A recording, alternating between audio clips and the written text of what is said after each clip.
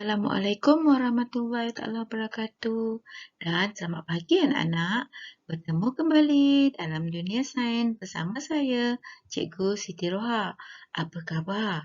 Baiklah, sebagaimana biasa, sebelum kita memulakan sesi pembelajaran kita, mari sama-sama kita menadah tangan dan membaca doa belajar. Semoga urusan kita dipermudahkan.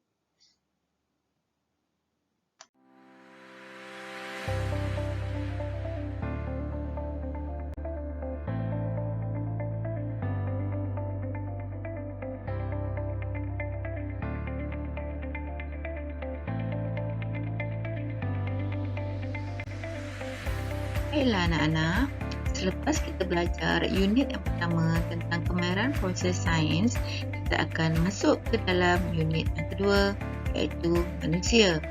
Manusia melakukan proses hidup. Jadi, kandungan pertama untuk unit 2 manusia, kita akan belajar tentang pernafasan manusia. Dalam unit ini, kamu diharapkan dapat mengenal pasti organ pernafasan manusia dan memerihalkan tentang proses pernafasan manusia. Cikgu juga berharap kamu dapat melabel organ yang terlibat semasa proses pernafasan, menerangkan proses pernafasan dari aspek laluan udara keluar dan masuk menggunakan model atau grafik yang sesuai, menyatakan pergerakan dada semasa proses pernafasan dan membezakan kandungan oksigen dan karbon dioksida semasa proses pernafasan melalui lakaran grafik yang sesuai.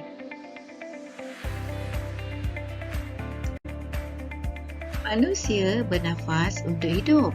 Semasa bernafas, kita akan menyedut udara masuk ke dalam peparu dan menghembus semula udara keluar daripada peparu. Tahukah anak-anak bahawa saiz peparu kiri manusia lebih kecil berbanding saiz peparu kanan? Ini adalah kerana kedudukan jantung kita berada di sebelah kiri di bawah tulang rusuk dada.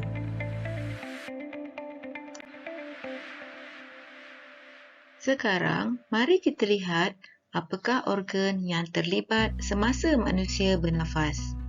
Lihat buku teks kamu di halaman 24.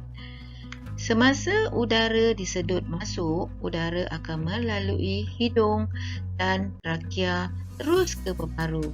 Maka organ yang terlibat semasa kita bernafas ialah hidung, trakea dan peparu.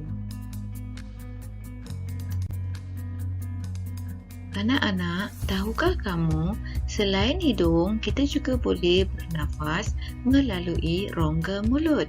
Misalnya, ketika kita sedang selsema. Sekarang, masa untuk kita menjalankan aktiviti ria. Kita akan melabel organ pernafasan manusia. Lihat buku teks kamu pada halaman 25. Ambil gambar atau video dan hantar tugasan kamu kepada cikgu. Ikuti langkah-langkah yang telah ditunjukkan. Ini adalah aktiviti untuk pentaksiran kamu. Pernafasan melibatkan proses menarik nafas dan menghembus nafas. Ini ialah laluan udara semasa kita bernafas. Semasa kita menarik nafas, udara akan masuk melalui hidung, terus ke trakea dan ke peparu. Semasa kita menghembus nafas pula, udara yang berada di dalam peparu akan keluar melalui trakea dan hidung. Peparu ialah tempat berlakunya pertukaran gas semasa manusia bernafas.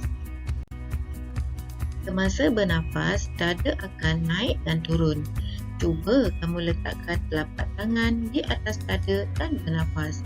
Apakah yang dapat kamu perhatikan?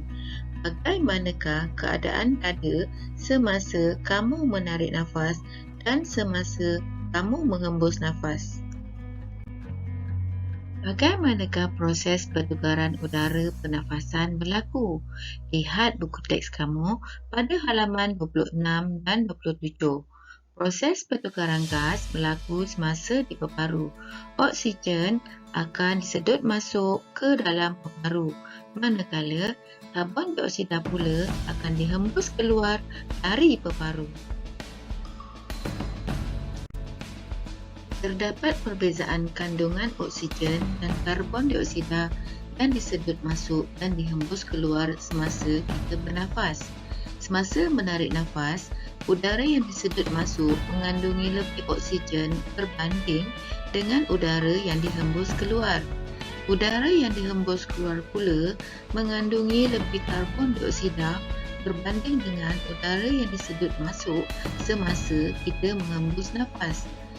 Perihalkan semula apakah perbezaan kandungan oksigen dan karbon dioksida yang disedut masuk dan yang dihembus keluar.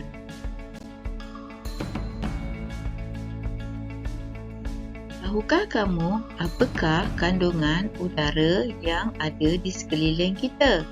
Ini adalah gambaran awal tentang kandungan udara yang ada di sekeliling kita.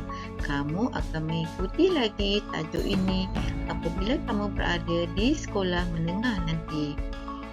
Secara umumnya, udara di sekeliling kita mengandungi gas oksigen, karbon dioksida, nitrogen, gas lain dan wap air. Baiklah anak-anak, selesai sesi pembelajaran kita pada pagi ini.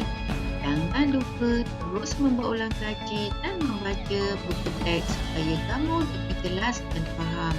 Siapkan tugasan yang telah cikgu beri dan hantar mengikut tempoh yang telah ditetapkan. Terima kasih anak-anak. Jumpa lagi.